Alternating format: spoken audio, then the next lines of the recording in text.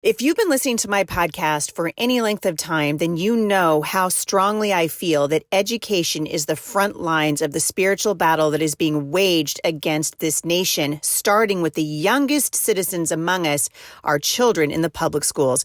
My guest today shares that point of view. Alex Newman is joining me to talk about his brand new book, Indoctrinating Our Children to Death, the Government's War on Kids. And I think you guys are going to love this interview. It's going to be jam-packed. Get ready to take a lot of notes and stick around. I think you're going to be encouraged.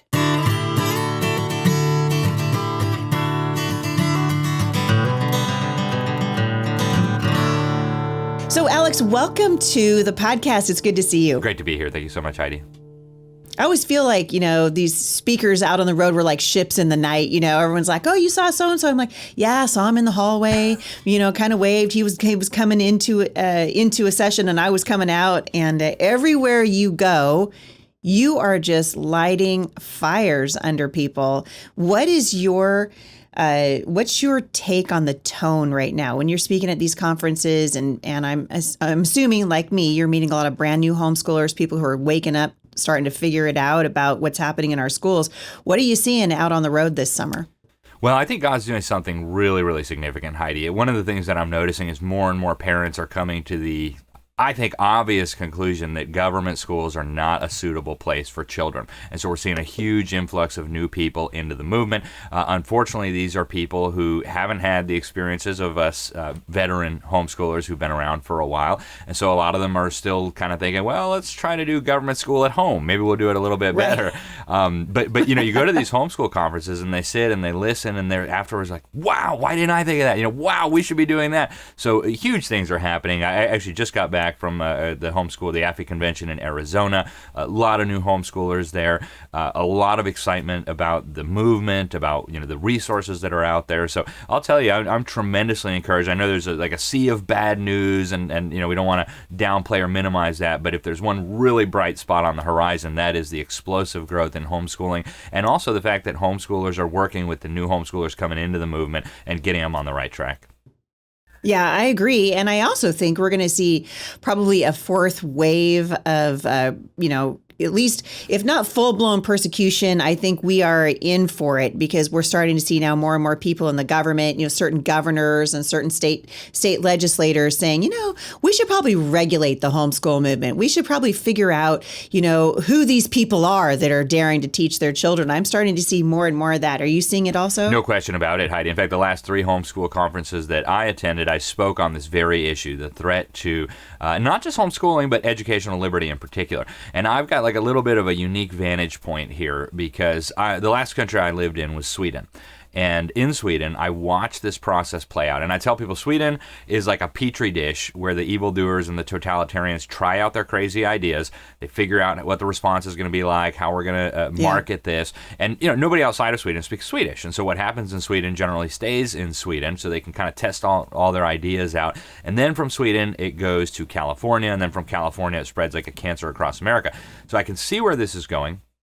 And what happened there was they had this school choice is actually the moniker they gave it in Swedish. And they interesting. Right, yeah, we heard that before. Interesting. And they started giving all the private schools tax money. They said, let's break the monopoly, let's introduce competition, we'll have the money follow the child instead of funding systems, we'll fund students. And, same rhetoric.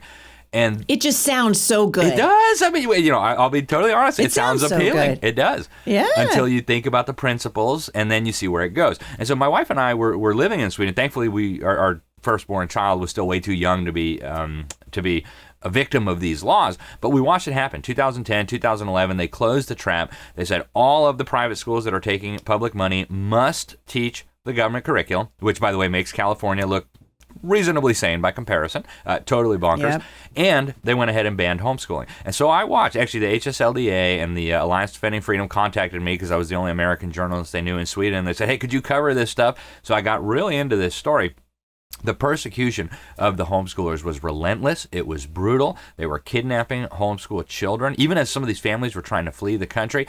But the really good news, Heidi, the government, other than the children that they kidnapped from their parents at gunpoint, the government didn't get a single additional child in the public schools. Most of the families either fled the country or went underground.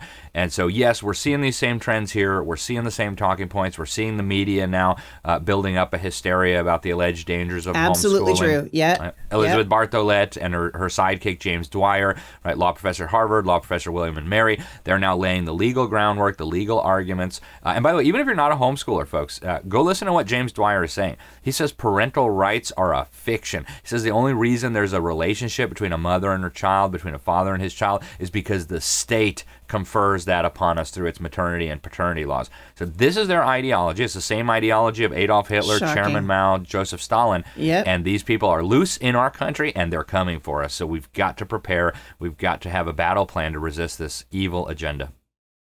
So you've been talking, like I have for a long time, about why we making a case for homeschoolers not taking government money. And I think we saw this play out in Washington State, absolutely, in Eastern Washington several years ago. Actually, it's been close to 2 decades now, where they started introducing this idea of, what they called parental freedom, where the parents could choose to, quote unquote, homeschool their kids under the auspices of the public school oversight. And in exchange, they'd get, roughly $6,000 per child. Well, you talk to a homeschool mom who's having a hard time making ends meet, and they say, hey, if you'll just sign up for our program, we only need to see you 1 day a week to sort of check in and make sure everything's okay. And we'll give you $6,000 cash, and you can do whatever you want to with it. And they all but decimated private homeschooling in Eastern Washington. And we're starting to see now what happens when we take that money. And I'm wondering, talk to the parents who are listening to this right now, who are just like, the government, whatever, it's our money. That's what I hear all the time. It's our money. They're just giving it back to us. And why shouldn't we take some of that tax money back? Why shouldn't we get money? The public schools are getting money. What do you say to those parents who are really struggling to understand the logic behind why we would not want to take government money in homeschooling? Well, I would start with what I always start with, Heidi, and that is I get it. I understand. I do too, 100%. They're taking so much money from us, right? We're paying, I actually pay, in Florida of all places, I pay more money to brainwash other people's kids than I spend to give my own 5 and soon to be 6 children a world-class education. Right? That's just the fact. So Robert Borton said something to me that has always stuck with me on this very issue. He said, Jesus actually said, if they tell you to carry the pack, the Roman soldiers, if they tell you to carry the pack for a mile, carry it for 2. So obviously we don't want to give the government a bunch of money to brainwash other people's kids. And I understand the feeling that, well, I paid money in, I should get some back.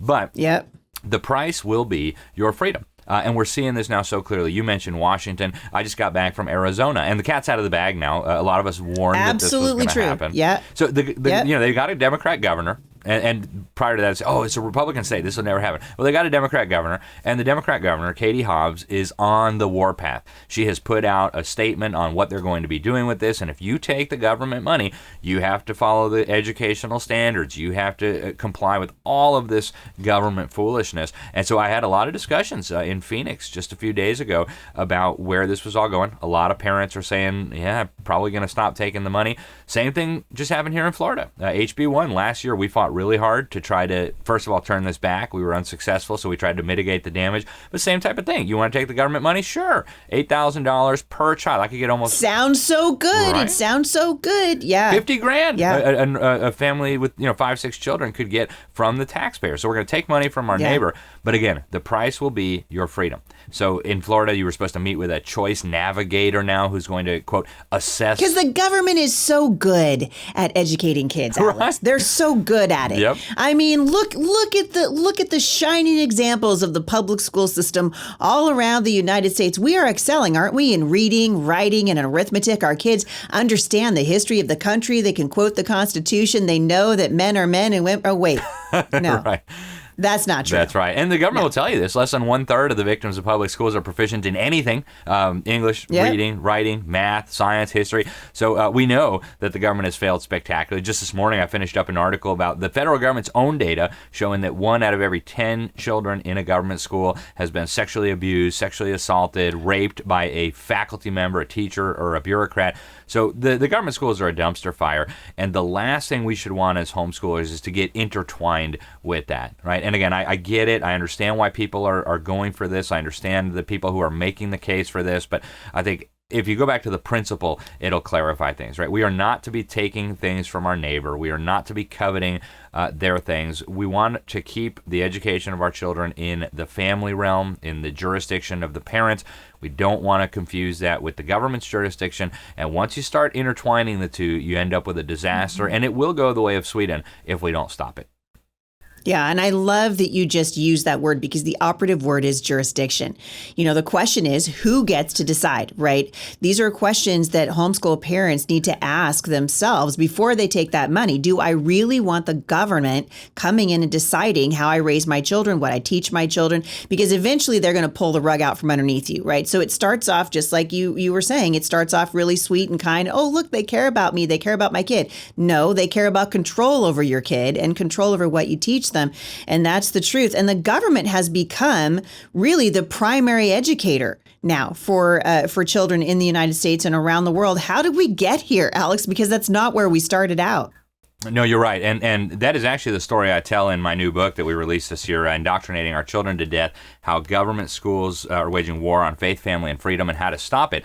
And we now are in a situation where even the United Nations, right, UNESCO, they have a plan that they released a couple years ago for bringing what they call non-state education providers under the control of government. And they say in there that education is the duty, it's the responsibility of the state. This would have been unthinkable to say even a few generations ago in America, right? To the extent that parents choose to delegate some of that responsibility to a school or whatever it is, it's still the parents' responsibility. But we're now in a world where the highest level of international education authority, as UNESCO likes to think of itself, is openly proclaiming that the state is the duty bearer in charge of education. And they call parents stakeholders. They actually call us vested interests in this report where they say giving money to non-state providers. That's refreshing. I mean, and it's worse. You're the stakeholder. Right. We're stakeholders, and they call us vested interests that need to be overcome.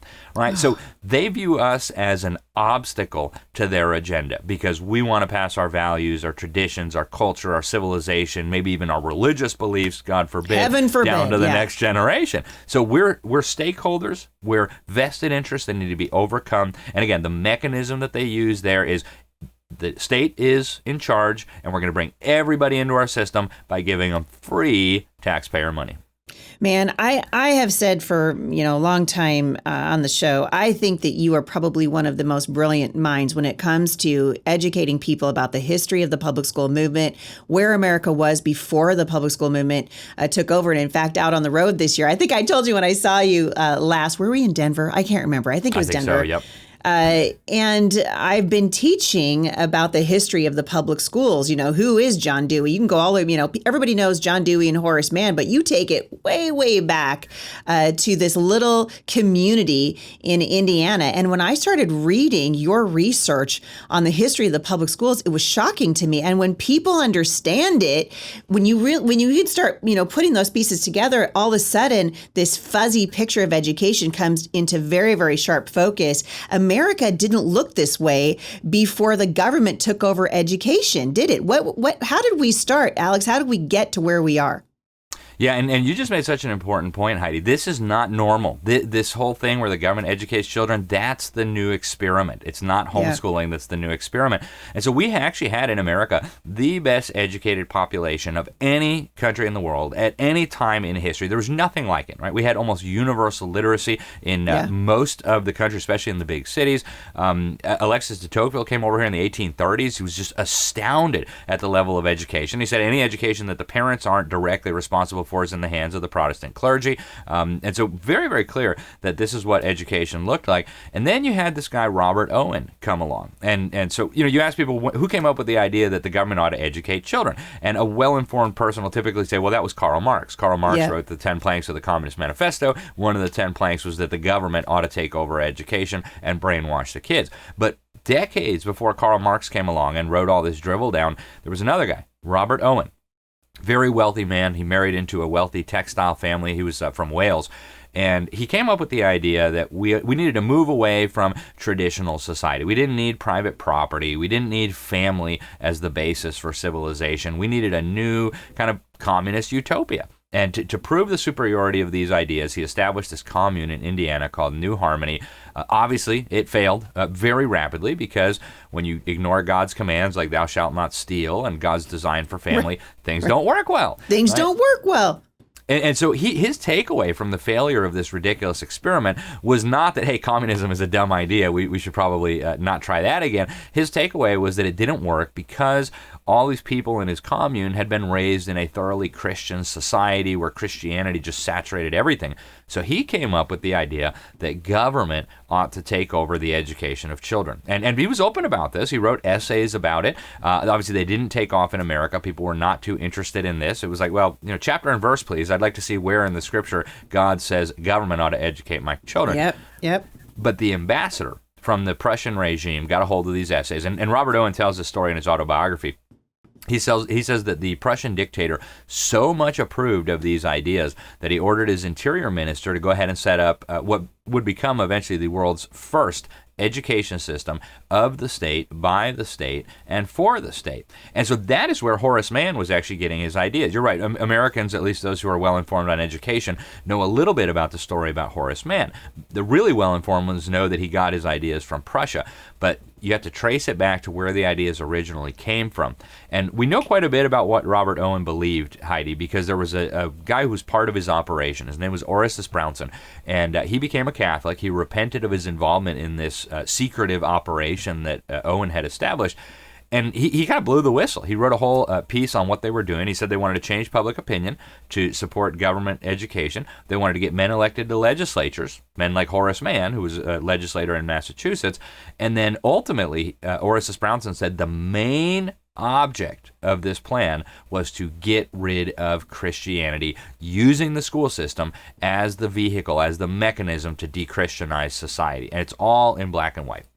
It's amazing. Mike Ferris has said for a really long time that they hate homeschooling because they hate Christianity, right? Yep. And they know that the vast majority of people that are educating their kids at home are bringing their kids up in the nurture and admonition of the Lord. And really, that's what this is all about. It goes back to the fact that this is a spiritual battle. And I continue to believe that education is the front line of the spiritual battle that we find ourselves in. This is the battle for this generation, and we better pay attention to it, which is why the government knows, right? The government understands how important this is. I don't know if you saw this speech that the president of the National Educators Association gave the other day, but she just came absolutely unhinged in the middle of this tirade and started screaming about all the things. Did you hear that? Like her hashtag was all the things. All the things. Like, the public schools, we need to do all the things, right? And I got to thinking, what does she mean when she says all the things? Well, they mean parental rights. They mean the sexual ideation and the ideology that they're passing on to children. They mean rewriting American history so kids are inclined to believe that capitalism is a great evil and that our country is a wicked and racist place. When she says all the things, that's what she's talking about. These people understand what parents need to get through their heads, and that is that education is not neutral. Yep. Heidi, you said so much there that I want to touch on. But first, I'm really not big on the Hitler comparisons. A lot of people throw it out for everyone. Donald Trump is literally Hitler. How many times have we heard that? So down, yeah. But the Pringle lady, Becky Pringle, you look at a speech of Hitler going wild with the shouting, and you look at her. AOC does that too, man. I know the parallels are inescapable, and this ideology too. People don't understand. Hitler talked about this 1,000-year Reich and all the rest of it, and people think it was about his tanks and his Luftwaffe and the rest. No, it was about the kids. He became the first leader in world history to criminalize homeschooling. Yes, the Hitler Jugend. Right? Yeah. It's not enough to just have them in a brainwash camp 8 hours a day. Then they got to do the Hitler Jugend after, and Heil Hitler and all the rest. This is the same ideology. And what you just said, I think, is the best summary I've heard of the whole predicament. Right? This is a spiritual war, and the front line of the spiritual war is the education and the discipling of children. Right? Yeah. Jesus gave us the Great Commission. Right? Go read the end of Matthew. We are told to make disciples of all nations, to teach them to obey, to baptize them in the name of the Father, the Son, and the Holy Spirit, and then teach them to obey or teach them to observe all that I have commanded you. And the church kind of takes that and says, well, we need to send a missionary to Laos or to Zimbabwe or to Brazil. That's great. We should do that. But the data show we're losing somewhere between 75 and 90% of children from Christian homes who spend 12 years in a government school system. So don't tell me you're going to make disciples of all nations when you're losing your own children. Your own children are, of course, your first ministry, and this is a spiritual war. Quite simply, Satan, the world, wants your children. And if parents don't do their job, if parents don't follow God's instructions, we're going to lose this fight. So it is absolutely critical. I think it's the most critical thing that a family could be doing is pulling their children out of the system and making sure they're getting a good, God-honoring education. Yeah, that's absolutely right. You know, when I was running for Congress a couple of years ago, I made this a primary feature of my campaign, and I was saying, listen, if you want to follow the backpack rules, which are these new laws that are coming into play here in Washington State, I think they're actually really good for the public school system. So if you know that your public school in Battleground, Washington is garbage, and you want to move to Ridgefield, Washington, then the money should follow the child, and maybe that would give them some incentive to not be so insane in their ideology and what they're doing in the schools. But we don't want that bleeding over into private Christian schools or into private homeschooling, because with the government money comes government regulation. And we understand, because we read about this in Scripture. You know, Jesus famously said, when talking about the Pharisees in the Gospel of Luke in chapter 6, verse 40, he said, when a student is fully trained, he'll be like his teacher. And so I started asking parents out on the road, how many of you know who is teaching your children? I mean, really know them.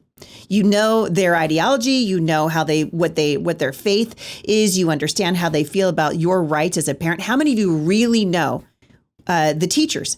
And I'm telling you what, it was less than 5% of parents. Everywhere I went, people don't know who's teaching their children. And I think that is how, you know, in our nation for now generations, we have been outsourcing the spiritual formation of our children to pastors, and we outsource the academic formation of our children to schools. And in so doing, we have lost generations of young people. You just cannot send a child to Rome 9 months out of the year, 5 days a week, 8 hours a day, and expect them not to come out as Romans. Amen. And it goes right back to Jesus' very clear teaching when he's asked about taxes. Can we pay taxes? And he takes a coin. Whose image is on this coin? Well, Caesar's image is on the coin. So give Caesar what he's due. Give him his tax money, right? What about your children? Whose image is on your children?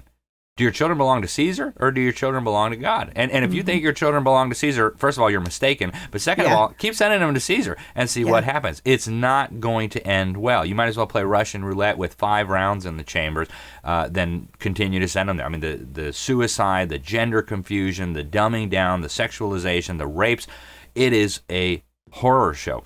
But if your children belong to God, you better take God's instructions for how you are to raise and discipline and instruct them very, very seriously. It is, again, one of your most important responsibilities on this planet is how you're going to bring up those children. And you are ultimately the one who's responsible. You are ultimately the one that's going to be accountable to God. And we have a very, very clear job. I agree with you. This is how we went so wrong as a nation. We have, as parents, failed to follow our instructions. Yeah, it's true. And I think we've sort of been conditioned to believe that. You know, I was interviewing someone the other day on my show, and I was kind of hearkening back to my education. I went to a Christian school. My grandparents actually, when I was very young, my granddad told me that education was one of the most important things he thought for any Christian society to recognize with his children. So they did not want my brother and my sisters and I in a public school. And so they sacrificed to put us into a Christian school. And I'll tell you what, it was amazing to me. I went to one of the most premier Christian schools in the Portland metropolitan area. And yet when I graduated at you know, in the top of my class from this school, I still felt ill-equipped to teach my own child to read, because I had been conditioned to believe that was someone else's job. It was someone else's responsibility. And that, I think, is something, Alex, that we need to change for the rising generation, so that, because you just said it, it is the responsibility of parents, but yet we've raised generations to believe it's not your responsibility. And I'm not sure how we shift that thinking, aside from doing what you and I are doing and William Wallacing all over the country and trying to get on the news and get the message out. But I'm wondering how you think we can frame that message to pastors and to ministries around the country, so that parents feel again that this is their responsibility and they're empowered to teach their own children. Yeah, and that is the mission, right? And I think to some extent, if we can just get the truth out to people, Yep. if the American people understood just the facts, forget ideology, even forget theology, right? Even communists want their kids to read, right? So if we could just get the facts out to people, they want them would to understand. read. They want them to read the Communist Manifesto. That's Right. really Right. Why'd you teach your kid to read? So he could understand the manifesto. Excellent. Right, and It's pursue good. revolution, right? And I mean, That's when you show this, you can even show the communists why this is such a bad idea. You know, they look at John Dewey, they think, wow, he loved the Soviet Union. That's fantastic. He was a humanist. Wow, great. But you look, who was John Dewey's partner in crime here? Well, it was the Rockefeller dynasty, right? Why would a super capitalist want to team up with a commie to dumb down all your children? So this is a system that's not suitable for anyone. And if we could just get those facts out to the American people, and also the facts about what education looked like before the government took over. Again, parents who think that they're not qualified to teach their children just need to go back and look at what their ancestors did. Nobody is better qualified to teach your children than you. But secondly, we're dealing here with a system that was actually designed to destroy your children. How could you possibly do a worse job than a system that was designed to really harm and undermine everything good about your child? They want to turn your child against you. They want to turn your child against God. They want to turn your child against your country. And one of the mechanisms they're using to do this is dumbing down. So this is not acceptable to any normal parent who loves their child. If we could just get the truth out, this whole ship would turn around on a dime. Yeah, I agree. I think maybe one of the only good things to come out of the pandemic was that parents began to see the curtain lifted on what was happening behind the scenes in these schools. They started going, oh, hey, I didn't realize they were doing that. Well, because you weren't paying attention, right? You have to be like almost living under a rock right now to not understand what's happening in the schools. But there's still a lot of parents who believe that the schools can be reformed. They think we can save the schools. We can, if we just got different people in leadership. I am of the opinion that the schools cannot be reformed. I think the ship is sinking, and I say we stop trying to polish the brass on the Titanic and we just let the dumb thing sink. But what do you say, and what do you think about whether or not the schools can be salvaged? Can they be reformed? I think they're doing what they were designed to do. That's exactly what they're doing, Heidi. And once people understand the motivation of the people who set up this system, that question of reform will fall by the wayside, because it's totally ludicrous. It's like asking somebody, how would you like to reform your cancer? Well, thank you. I don't want to reform my cancer. I'd like to get rid of my cancer. and people need to understand, this isn't about being anti-education, right? Like in the Soviet Union, they had these silly collective farms that were notoriously inefficient. Being against collective farming doesn't mean you're against farmers. It doesn't mean you're against agriculture. Just like being against this wicked, unbiblical, godless, pagan system of so-called education doesn't mean we're anti-education. In fact, we're pro-education. So reforming the system is worse than a waste of time. It gives people a false hope that, well, maybe I can put my kids in and run for school board. I'm not against people running for school board. In fact, there's a lot of great people who are doing this, but I always caution people, make sure your kids are out first. Absolutely. And then use it as a platform. You're not going to be able to reform the school, right? But use it as a platform to speak truth to your community. Go to your newspaper. Tell them what's going on so you can sound the alarm to other parents. You use the analogy of the Titanic. One that I've been using for years now is the burning building, right? The building is burning. Your children are trapped inside. You hear them screaming. I mean, you smell the flesh burning. Now, stop pretending like you don't. We all do. And, some of us say, oh, no, I don't hear anything. There's nothing going on there, right? You deliberately, you deliberately try to not see it. I think that cartoon of that character is always sitting in the burning building and he's just, it's fine. Yeah, right. Fine. Baghdad Bob. Oh, nothing's going on here. Right, we're good. It's fine. It's fine. But when you think of the problem like that, you realize this isn't like let's run for school board and see if we can make the building a little less hot. This is like an emergency. Your children are inside, and it's much worse than a burning building. Right? The analogy, the metaphor falls totally flat, because a burning building can just hurt your children physically, and it might even kill them. Right? And if we're honest, the schools are hurting your children physically. I mean, they're castrating kids, for crying out loud. Absolutely true. Suicide is one of the top causes of death now among children. In some age groups, it is the leading cause of death. So yes, the system is killing your children. Yes, the system is hurting your children physically, but it's much worse than that. They're destroying your kids physically, mentally, emotionally, academically, spiritually, morally. You must get them out of the burning building. We can wake the town. We can do a lot of other important things by getting involved in the system, but we don't save our children by running for school board or signing petitions. We save our children by getting them out and then waking the town so that everybody can see the building's on fire. We've got to get the kids out. Yeah, and I love that you said we need to wake the town. It's one of the reasons why I believe that parents, even homeschool parents, need to remain engaged in these conversations around education, because there will always be children in our public school systems, and these are tomorrow's teachers, tomorrow's lawyers, tomorrow's doctors, tomorrow's parents. These are the kids that are going to be making decisions for us when we're old enough maybe to not be able to make our own decisions. And so we've got to be concerned about what's happening outside of our own families and care about our communities, and education is at the heart of it. Several years ago, I heard about something called social emotional learning, and this is maybe 7 or 8 years ago. And I started doing my homework on it because it just sounded so weird to me. And then all of a sudden I started to see levies coming in, through the district that I live, and I would get, these big, fancy, expensive mailers, and they'd be telling me why I need to vote for this levy. And part of the reason why is because it was including social emotional learning. And they were talking about how great this was going to be. Do you know where that money was going, Alex? It was going to hire counselors. That's what it was for, right? Counselors and psychoanalysts and therapists that were going to come into the schools and do Lord only knows what.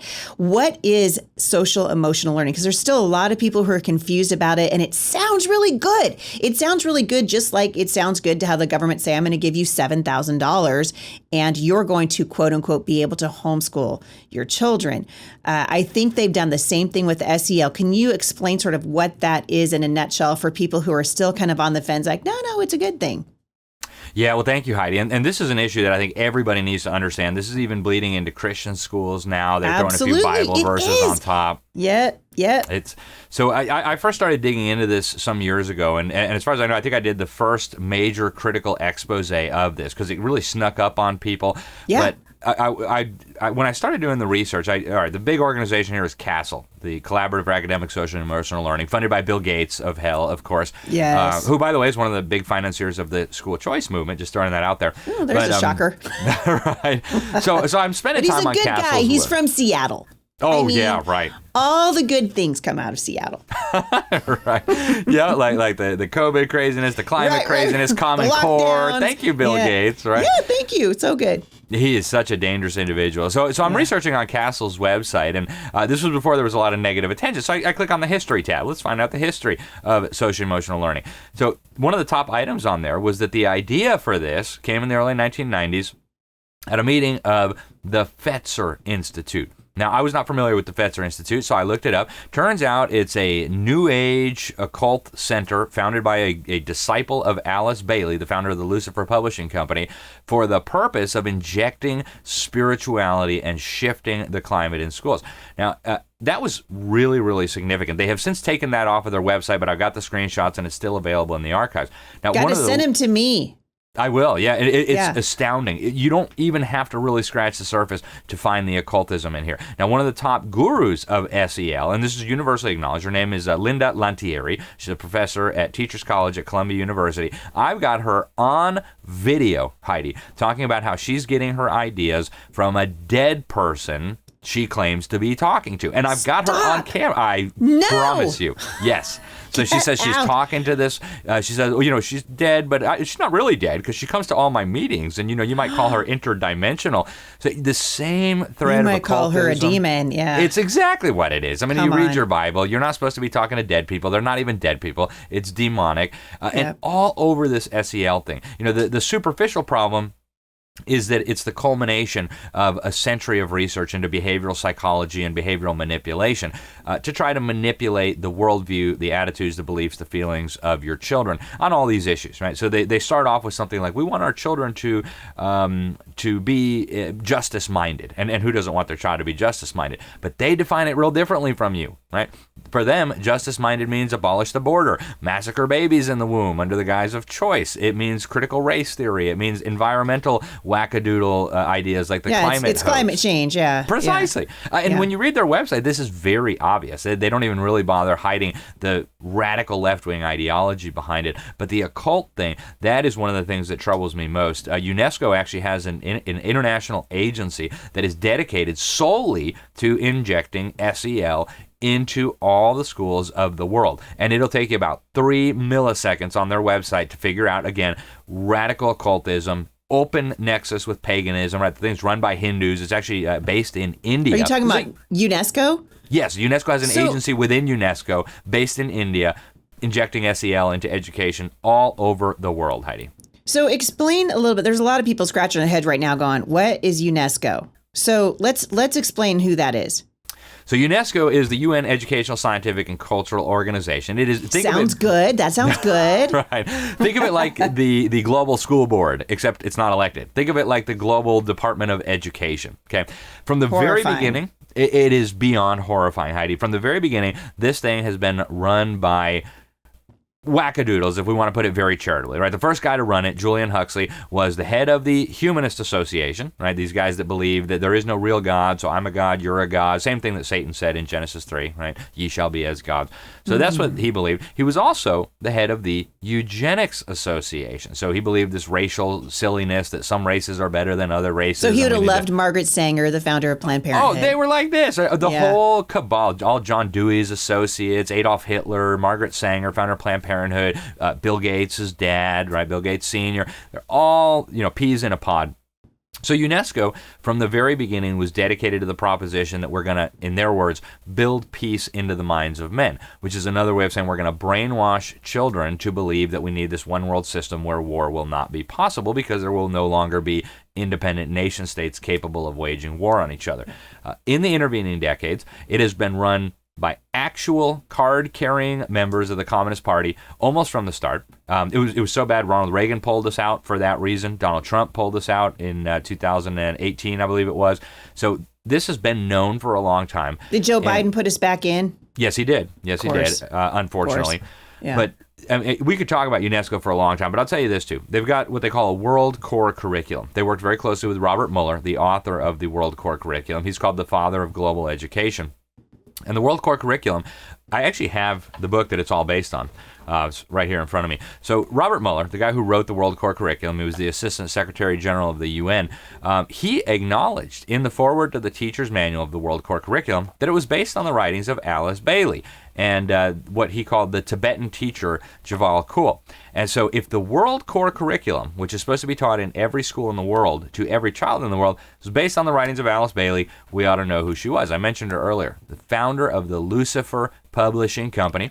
Unreal. It is. And she wrote lots of books. Like here's one that she wrote. It's called Education in the New Age. I've got a lot of her books in my library and John Dewey's books. And what she says in here is that education is going to lead us into this glorious new age where we're going to have a world federation, in other words, a world government, a world brain. And she says we're going to get there fusing Marxism and neo-scholasticism using the preferred methods advocated by John Dewey, the founding father of America's public school system. So that's where it's going. They want all children all over the planet to learn the same garbage so that they can move us into this new age, as Alice Bailey says. She also was communicating with these ascended masters, including the Tibetan, so that in this new age, we can, as she puts it, get rid of the heresy of separateness, which is, of course, Christians saying, we're in the world but not of the world. Right. We don't want anything to do with that. We're called to be set apart. Yeah. Right. God said, "Be called holy to as actually I be am separate, holy." Come out, be separate. Yeah. Yeah. So she calls that the great heresy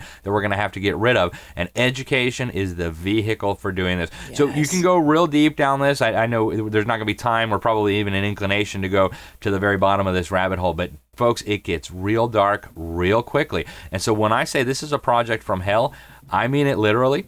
Bill Gates, to give you some perspective, one of the top players in the education movement today, big financier of school choice. He was the main financier other than the taxpayer of Common Core. He went over to UNESCO headquarters in 2004, and he signed an agreement with them on behalf of Microsoft, with the head of UNESCO signing on behalf of UNESCO. They were going to create global standards, global curricula, global teacher training programs, and global technology systems to make it all possible.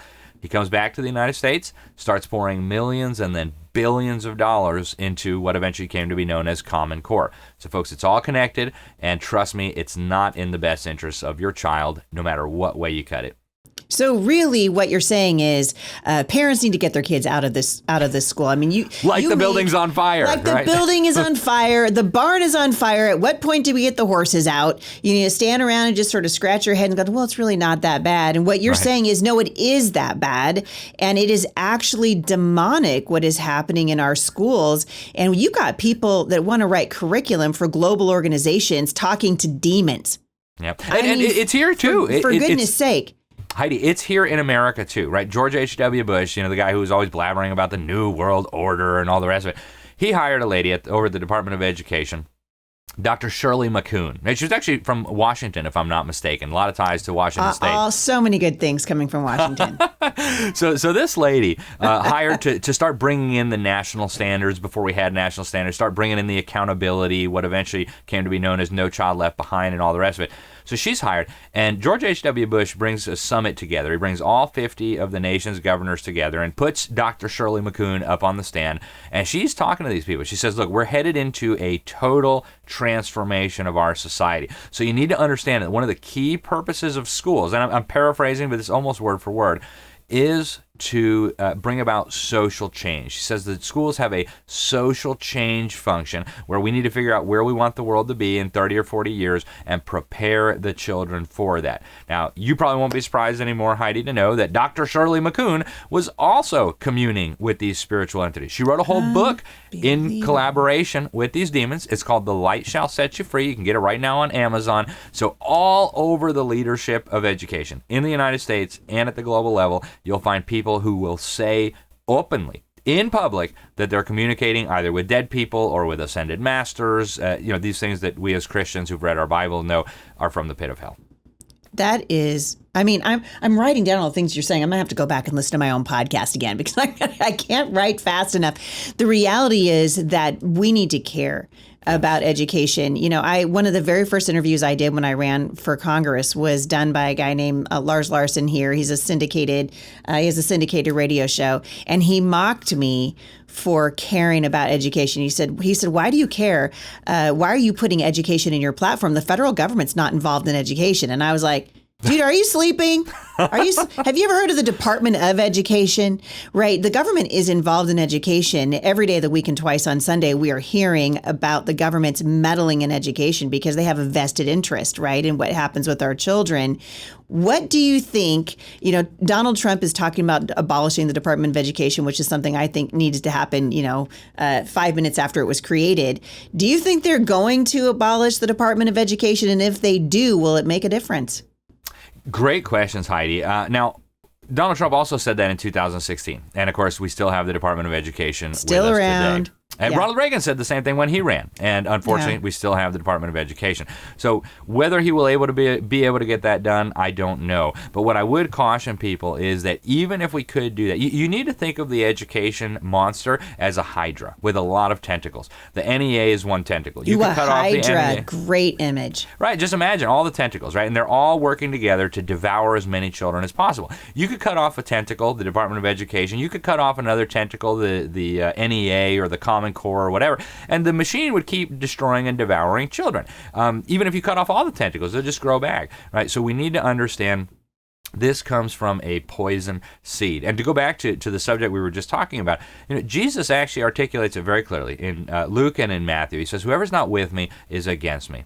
Right? And you need to think of education in those terms. There's either God-honoring, Bible-based education, or there's not God-honoring, anti-Bible education. There's no, middle ground there. You can't serve Christ and Belial. You can't serve God and Mammon. It's one or the other. And unfortunately, the system that the Department of Education nominally heads up is very clearly not with Christ, right? And nobody would argue that it is. And so if it's not with Christ, there's only one option left, right? And we cannot, as Christians, participate. Exactly. And so, parents, this is, I believe, a mandate from God. This isn't like a policy preference. This isn't an area where Christ has given us liberty. Like, oh, yeah, sure, send your kids to a pagan school where, like in California, they voted unanimously to implement the ethnic studies model curriculum where the kids are supposed to chant to the deities of the Aztecs. Cannibalism, war, human sacrifice. It's not a policy preference. It's a mandate for us as Christians to exit the wicked system and bring up our children in the instruction and the discipline of the Lord. Yeah, and I think when you use the terminology that you're using, and we start talking about schools, I was speaking, actually, I just got done giving a presentation with Ken Ham that I largely stole from you, and giving the history of the school system and saying, these schools are not for God. And so Ken said that he's gotten to call, he went from calling them public schools to calling them government schools to calling them anti-God schools. He said, because what you were just saying is true. Jesus said, you're for me or against me. He asked the audience, are the public schools for God No. Well, then they're against him. So they are the anti-God schools. So are you going to send your child to an anti-God school where they're going to get an anti-God, anti-family, anti-faith, anti-freedom, anti-free market education? Or are you going to bring them home and educate your children in the nurture and admonition of the Lord? There really are only two choices. Education is not neutral. Alex Newman, you have to be the preeminent voice in this particular conversation. I love the work that you're doing. Your new book, Indoctrinating Our Children to Death, Government Schools, War on Faith, Family, and Freedom, and How to Stop It. How can people find your book? Well, thank you, Heidi. It's a great honor to be on the program with you. I really, really appreciate all that you're doing for the homeschool community, for the moms out there. Everywhere I go, people are like, "Oh, I heard you on Heidi's podcast." So thank you for all that you do. The easiest way to get the book, I hate to admit it, is on Scamazon. Right, it'll come the next day. It's like $17.76. I don't know even how they do that. We need a Christian billionaire to start a company that's equally as good as Amazon. Amen. It's hard to get people away from it. It just is. It's just it's too convenient. We like our little shiny convenience. We do. Right. It's true. So that is the easiest way, I regret to admit. But if people don't mind paying for shipping and they want like a signed copy, they can get it at my website, libertysentinel.org. It's available at good bookstores for the people who still have bookstores in their community. But Amazon is the easiest. If you want a signed copy, it's libertysentinel.org/shop. And I'll send you a signed copy. But it'll take a week or two, maybe 3, and it'll cost shipping. So. Yep. Well, I cannot wait for you to come out and see what we're doing here at Firmly Planted Family with the Homeschool Resource Center. God is at work. And for as much bad news as is out there, the good news is, I think, people are waking up. God's not done. Until the Lord takes us home, we got a job to do. You are doing an incredible job of just ringing the bell and just saying, hey, pay attention. Look what's going on. Alex, always a pleasure to have you. Thank you for coming on the show. Let's do it again. Absolutely. It's an honor and a pleasure. Thank you so much, Heidi. You're welcome. For more information on my guest today, hop on over to HeidiSt.John.com/podcast. You guys, thank you for listening.